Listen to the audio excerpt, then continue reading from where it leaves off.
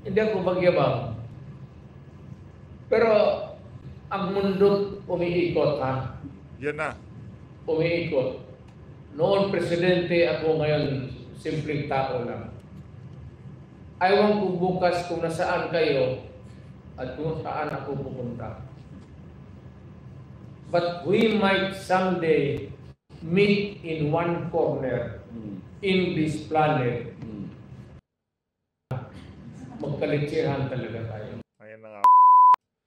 Tama po ang sinabi na yan ni dating Pangulong Rodrigo Duterte para dito kay Martin Romualdez, kay Marcos Jr., dito kay Lisa Araneta Marcos, at dito kay Senator Risa Hontiveros. Maghinay-hinay po kayo. Sana magsilbing babala itong mga sinabi nitong si dating Pangulong Rodrigo Duterte dito po sa video na to. Na kung saan, meron po siyang babala doon sa mga politiko na masyado po silang entitled at iniisip siguro nila na panghabang buhay na sila na nakaluklok sa mga posisyon nila na yan.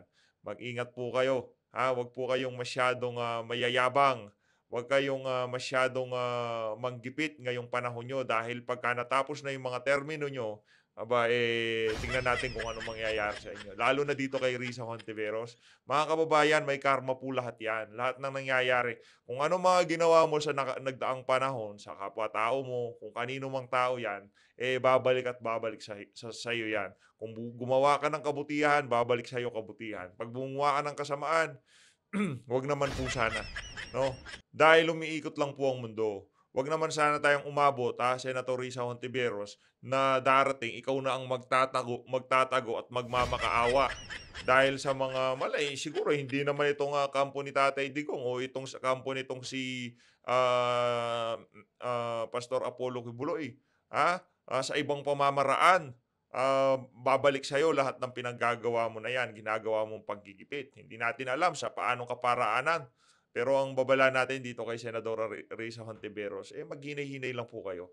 Huwag po tayong masyadong feeling. No? Kala natin, porket senador tayo, habang buhay na tayo dyan, lahat ng naisin natin gawin, magagawa na natin. Dito po sa video na to, pag-uusapan po natin itong naging interview nitong si Senator Amy Marcos. Ngayon naman po mga kababayan, papasadahan po natin ang mga maiinit na kaganapan ngayon sa social media. Ang una na po dyan mga kababayan, medyo napikon po itong si Senator Amy Marcos dyan sa naging interview niya sa DCWB, dyan sa Channel 7. Kaugnay po ito doon sa issue ng China at Amerika at naiipot po tayo sa dalawang naglalakihang bansa na to na kung saan yung mga kababayan natin sumobra po sa tapang. Iayon po natin ang tapang sa ating mga kagamitan, yung mga ano natin, ang ating armed forces, okay? Hindi po sa kinakampihan natin dito ang bansang China, at hindi tayo maka-pro-Philippines, all the way po tayo, pro-Philippines po tayo. Pero sana naman sa mga kababayan natin, iayon po natin ang ating tapang sa lugar. Kung wala naman sa lugar, pagka pinatulan po tayo ng China, kawawa po talaga ang Pilipinas. Nagkaroon ng medyo banat itong si Senator Amy Marcos dito sa nag-interview sa kanya dyan sa DCWB. Mamaya po pag-usapan natin yan. At ang ating pinakabalat sibuyas na dating senador, yang si ano, nagbabalak pong maging senador ulit yan. Kaya pumupustura, nag-iipal na naman po sa social media. Ito daw po si former Senator Francis Pangilinan on Monday, March 11, asked the Department of Justice, DOJ, to investigate a YouTube channel of sporing lies against his and his family. Para dun sa mga YouTube channel na gumagawa ng mga fake news, itigil nyo yan. Hindi sustainable yan. Wala kayong mapapala dyan. Makakasuhan lang kayo dyan. Marami naman pwedeng gawing content dito sa social media, dito sa YouTube, no? Pero yung pagkakalat ng maling balita, itigil nyo po yan. No? Wala po kayong mapapala dyan. Mapapahamak lang po kayo dyan. Base po dito sa report ng balita, former Senator Francis Pangilinan on Monday, March 11, asked the Department of Justice, DOJ, to investigate the YouTube channel pouring lies against him and his family. Mahalaga sa aking pamilya, Pangilinan declares to report after filing complaint before the DOJ Cybercrime Division against the YouTube channel Bungangera TV over videos released in December. Itong gumagawa nito, sabi ko nga, hindi pa sila namamatay, sinusunog na ang kaluluwa dahil sa kanila kasinungalingan at paninira na kinakalat nila. Added the husband of actress Sharon Cuneta. Yan na nga po mga kababayan na sinasabi natin. Para doon sa mga gumagawa ng content dito sa YouTube, ano po sana medyo marami naman pong puwedeng gawin diyan. Kahit ayaw naman natin itong si dating Senator Francis Pangilinan, Kiko Pangilinan. Pagka ginawa niyo po ng ganyang klaseng istorya na hiwalayan, kesyo na nag-away, wala namang katotohanan, talagang mapapahamak po kayo diyan 'no. Mag-ingat na lang. Marami pong puwedeng gawang mga video dito sa YouTube at mag-ingat po kayo. Baka makasuhan po kayo sa mga pinaggagawa niyo, okey? Ngayon naman po mga kababayan, dumako po tayo dito sa naging interview nitong si Senator Amy Marcos dito sa DCWB. Ang tanong po kasi, ang sinasabi ng mga ibang mga kababayan natin, parang nakikita nilang nagiging pro-China itong si Senator Amy Marcos. Ito po kasi ang issue diyan, itong mga timbangin niyo po ng maigi. Itong si Senator Amy Marcos, 'di po natin nakikita nakikipag-usap sa mga Tsino 'yan, wala siyang vested interest, hindi siya wala siya sa lugar para ipagtanggol ang China, ika nga, 'di ba? Kasi kung pagka nagkaroon ng problema dito sa China at sa Taiwan, unang mababanatan po talaga yang Ilocos na 'yan. Dahil sa taas, diyan sa norte, pagka tumawid ka lang ng konti, Taiwan na po 'yan. Kaya talagang dapat maingat po tayo diyan. Taga diyan pa naman itong si Marcos Jr. parang hindi niya naiintindihan na kung sakaling magkaproblema, nasawsaw tayo sa problema ng China at Taiwan, talagang mapapahamak ang Ilocos, ang malaking bahagi ng Northern Luzon. Ang issue po dito mga kababayan, masyado pong maiinit ang ulo ng ating mga kababayan. Hindi naman po natin madadaan sa tapang 'to, ah. Hindi naman po kagaya nung panahon ni Jose Rizal at Andres Bonifacio pagka naglabas ka ng itak puwede ka na makibaka. Hindi po gano'n ang laban dito. Mga kababayan, ang laban po ngayon, nagliliparan sa himpapawid, at wala po tayong gano'ng kakayahan para depensahan ang ating bansa dito sa napakalaking bansa na 'to na China. Again, sana magsilbing hindi na po tayo magsasalita dito ng kung ano-ano pa man. Gawin niyo na lang pong halimbawa ang nangyari dito sa Ukraine. Noong nag-umpisa po yung bakbakan ng Russia at Ukraine, talagang buong mundo nakikisimpatya dito sa Ukraine. Umaagos ang suporta, umaagos ang mga donasyon, humanitarian, military, lahat ng donasyon, name it, binibigay po lahat sa Ukraine. Pero ano pong nangyari? Napatag po ang Ukraine. Ngayon ang hina na ng pwersa, nasaan yung mga bansang nagpahayag ng kanilang suporta sa Ukraine? Nanlilimos po ngayon ang presidente ng Ukraine, nanlilimos po siya ng suporta sa iba't ibang bansa hanggang umabot doon sa punto na nangungutang na po siya para ma-sustain lang ang nangyayaring problema diyan sa Ukraine at Russia.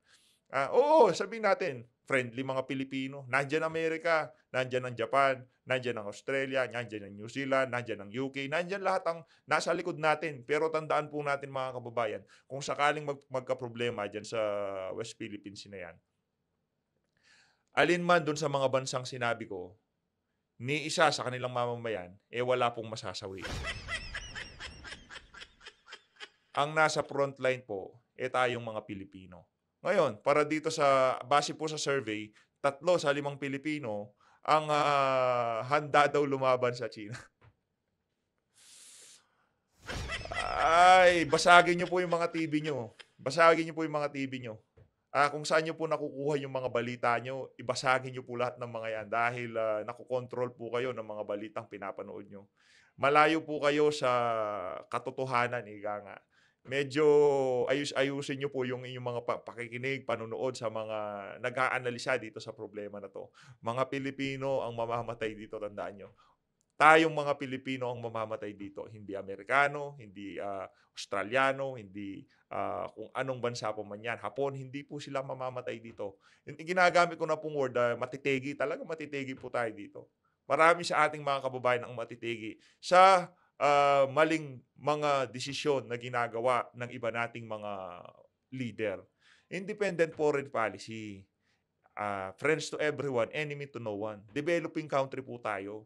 Hindi pa po tayo umabot doon sa level na parang Hong Kong o Singapore. Hindi pa po wala pa po tayo doon para mag-angas tayo. Nasa parte pa lang po tayo ng ating bansa na kung saan pinapalakas natin ang ating armed forces, pinapagandang infrastruktura. Nandun pa lang po tayo. Wala pa po tayo sa lugar para makipaghabulan, makipagbardagulan sa iba't ibang mga bansa.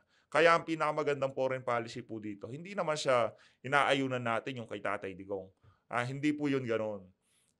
Kung ang buhay na ng mga Pilipino ang nakataya dito, malaki pong problema yan. At huwag naman sana, baka yan ang maging dahilan kung bakit mapatalsik yang ang mga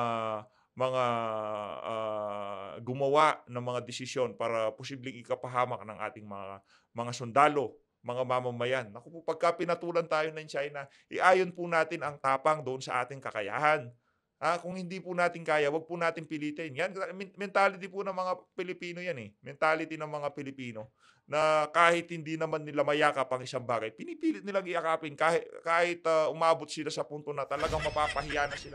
Kung hindi kaya, wag ipilit. Ganun lang po yun mga kababayan. Kung hindi mo kayang bilhin, wag mong pilit. Pagka kaya na, doon mo ilaban.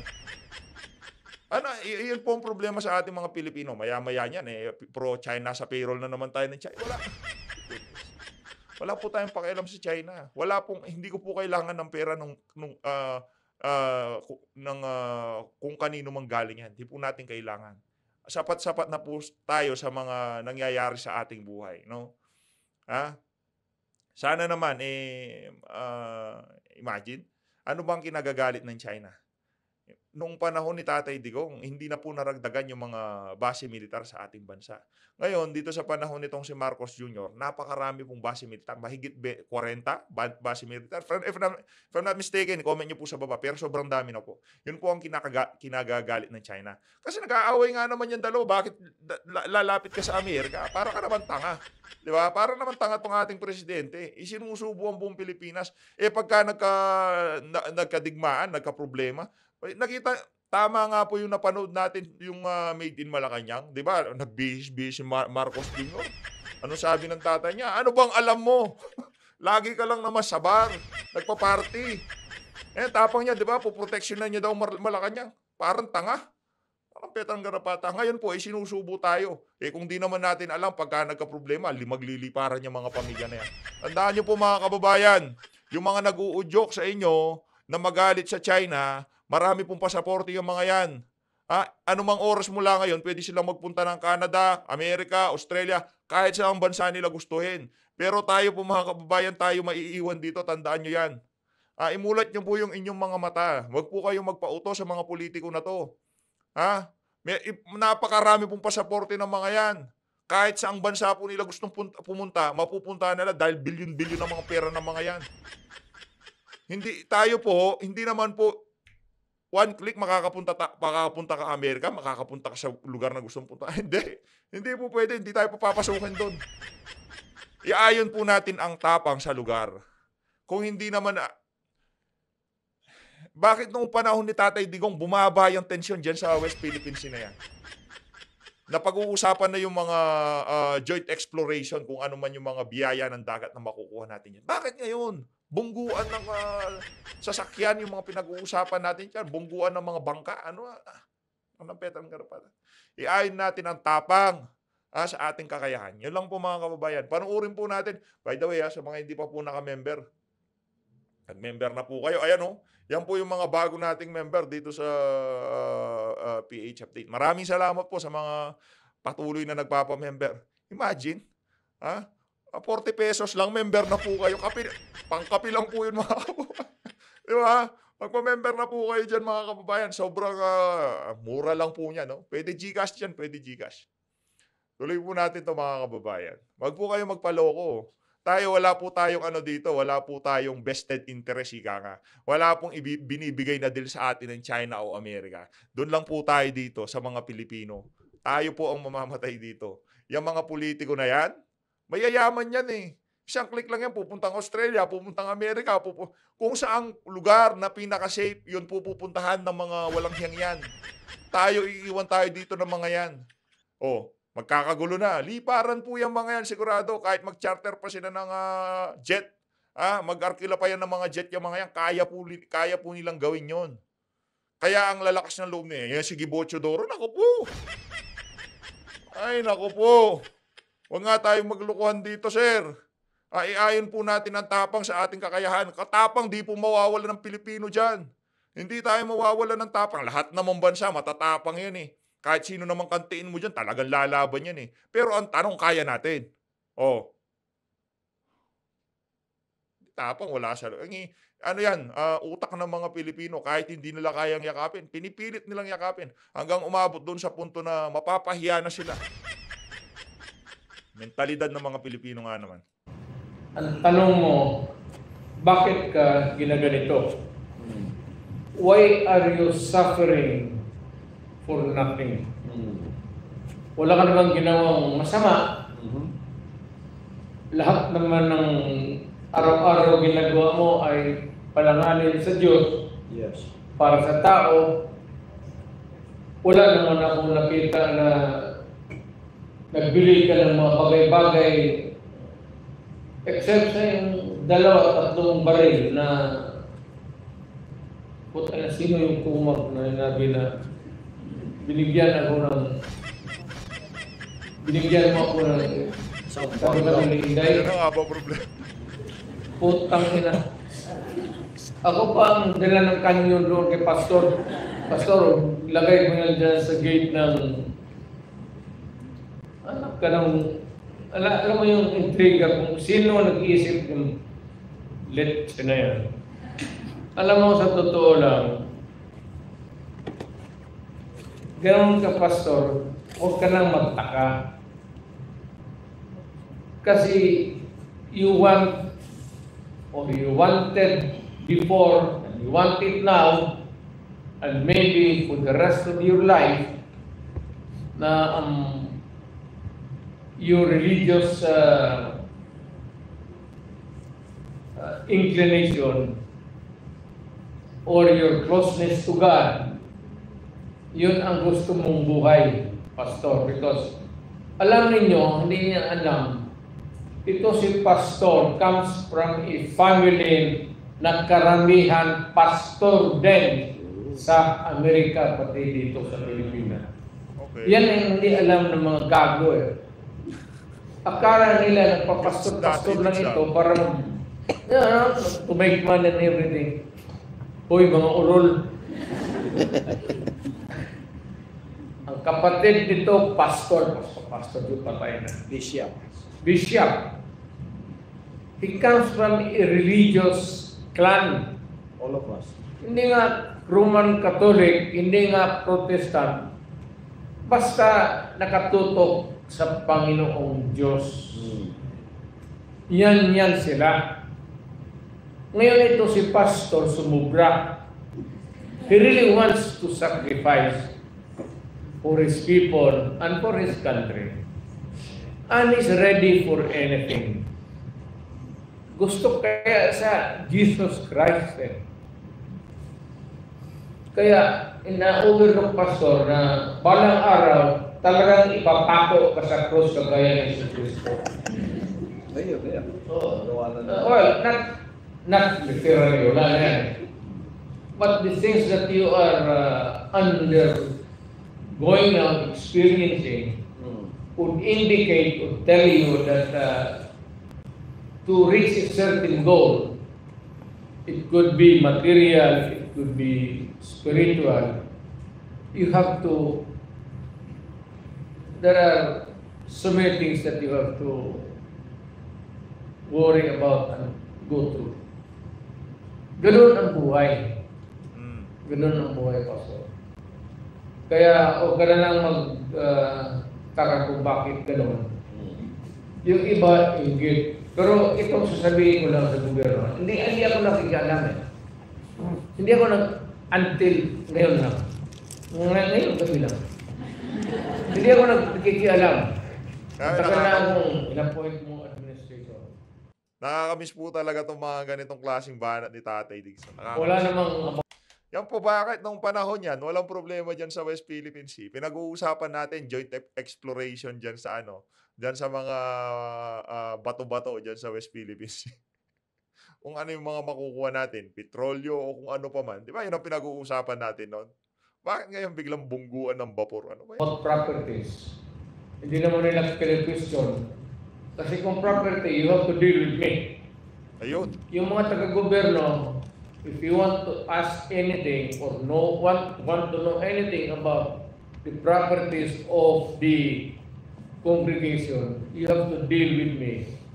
Not because I want to be an actor in front of you, in front of the people, but because, Pastor, Alam niyo, mga kababayan, alam mo ba tayo believe dito sa ano kay Tatay Diggs?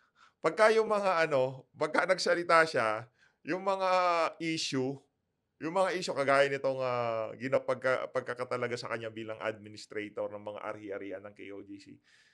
Pagka nagsalita siya, talagang nahahagod niya lahat ng issue eh. Kaya doon po tayo nabibilib yung ano niya, talent yun eh. Yung mapagsusunod-sunod niya na gano'n, napakahusay po talaga, grabe. Ang galing po niya na speaker. Pero hindi siya kagaya ng mga ibang speaker na talagang napakahusay ng mga sinasabi, gumagamit ng mga English na salita, binabasa lang pala sa teleprompter. Kagaya nitong si Marcos Jr. Wala po. Lang kwenta tong leader natin na to. Kawawa po Pilipino pagka nagkataon. Pinatulan tayo ng China. Kayo mga matatapang, sige. Mauna kayo, pero ako, hindi naman sa hindi natin kaya yan, mga brads. Hindi natin kaya yan. At walang balak na sakupin tayo ng China. Yun ang pinaka-bobong idea na narinig ko eh. Yung sasakupin daw tayo ng China. Mga kababayan, alam nyo po ba kung gaano kalaki ang China? Kahit gawin nyo pa pong 2 beses ang populasyon ng China, makakasya po sila sa kanilang bansa. At kung bansa man napupuntahan ng merong puntahan itong mga Chino na to, malamang sa malamang hindi po Pilipinas ang gugustuhin nilang puntahan.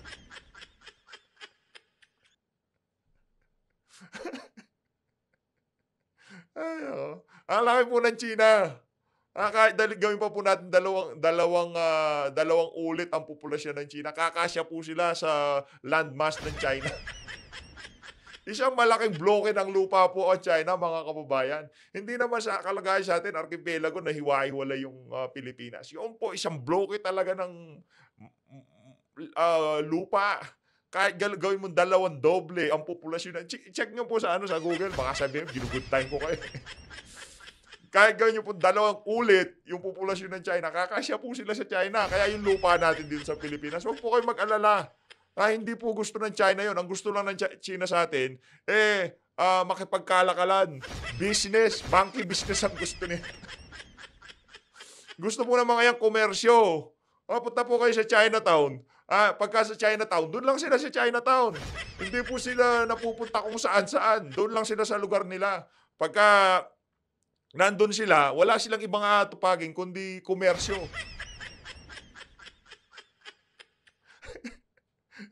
Mga Pilipino, naku po, sinasakop na tayo. Ano sinasakop? Hindi tayo sasakopin ng China. Yun yung pinaka... Ay, ako. Masyado kayo nagpapaniwala sa GMA, tsaka sa... Gusto niyo pong makalanghap ng sariwang hangin sa ating mundo, sa ating bansa, sa mga nangyayari sa ating bansa. Basagin niyo po yung mga TV niyo.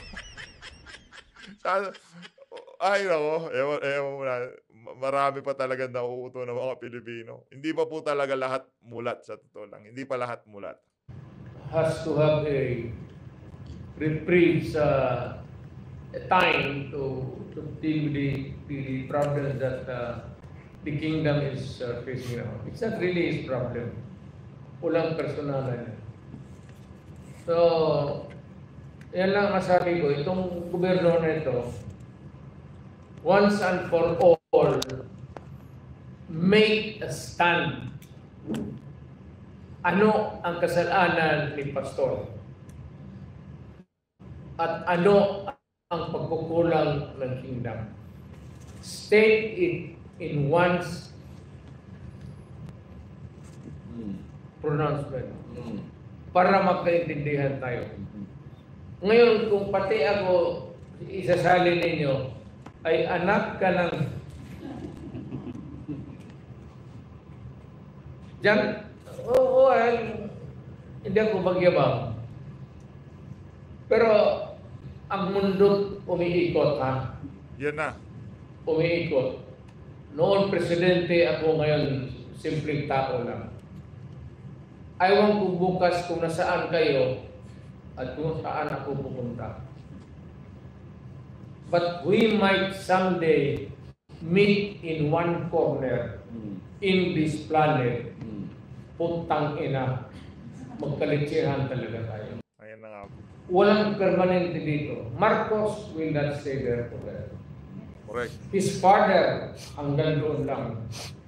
Despite or in spite of his efforts to stay in power for too long.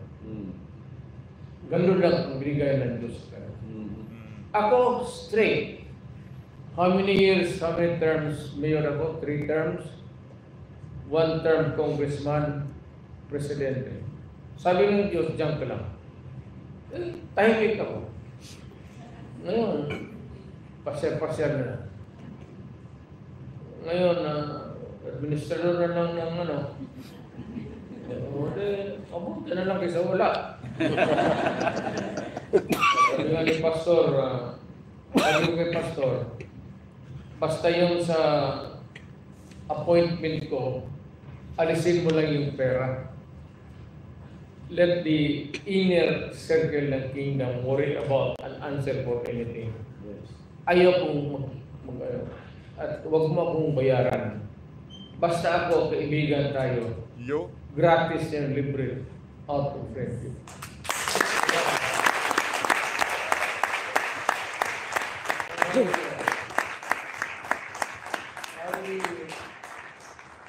The main thing is just to preserve the property, keep it in good shape, that it might be of use to pastor in his kingdom until the fullness of God's time.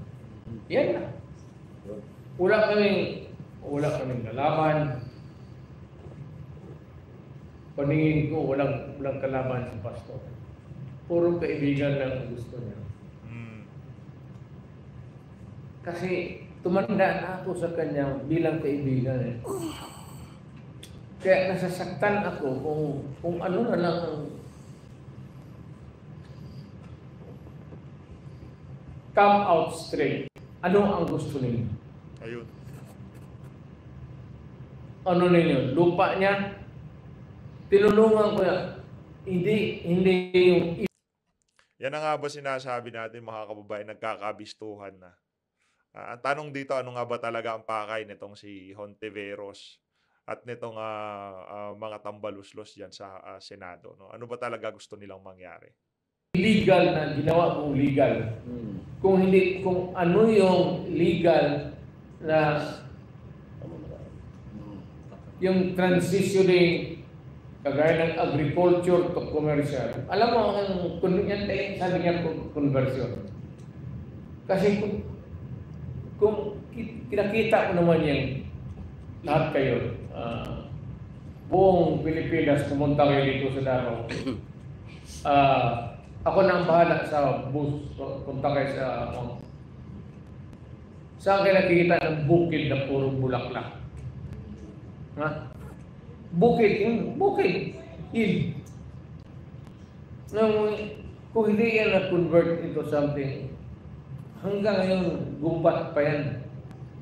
Hindi naman lagi kasi lag-over na.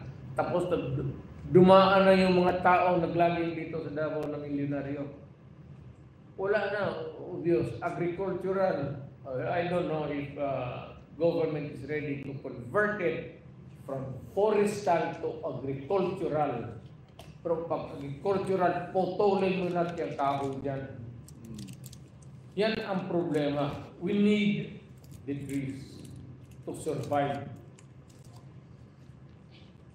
Yung preservation ng whatever is left, hindi mo basta-basta mag-convert lang yan because you have to take care, you have to balance. Of course, kailangan mo bigyan ng lupa ang isang Pilipino. Patingnan mo na muna kung may ibigay ka ng mga kugol lang pati maliliit na kahoy. Huwag mo munang gawin itong kasi puputulin yan Israel. Somehow, agriculture would contribute to the input of the productivity of this nation. But I think somehow also it would result in degradation of the environment. Walang kahoy, puputulin talaga yan. Kaya ngayon, preserve. Pagpunta ka doon, para kang pagka pumasok ka ng Mountain Glory, kayo hindi nakapunta.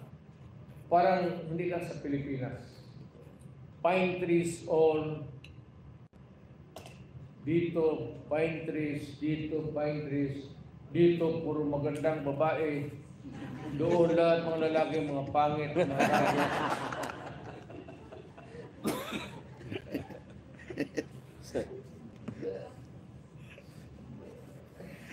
And added to that, Mayor, we went to court with that. At sinabi ng korte, there is no illegal conversion. Ayo. Kasi mana yun. Pagkatapos ginamit sa ministry, walang illegal doon. Yung mga bahay tinayo. Ay, ibig sabihin, itong mga nasa likod nitong mga nangyayari kay Pastor Kibuloy, meron silang plano na kunin itong mga ari-arian talaga nitong si Pastor Kibuloy. Tatrabauhin po talaga. Sino kaya yung mga tao na yan? Siguro malapit po sila dito kay Marcos Jr. Malakas sa loob nila eh. Diba? Ang laking organisasyon po ng KOJC tapos gagawin nyo ng ganyan.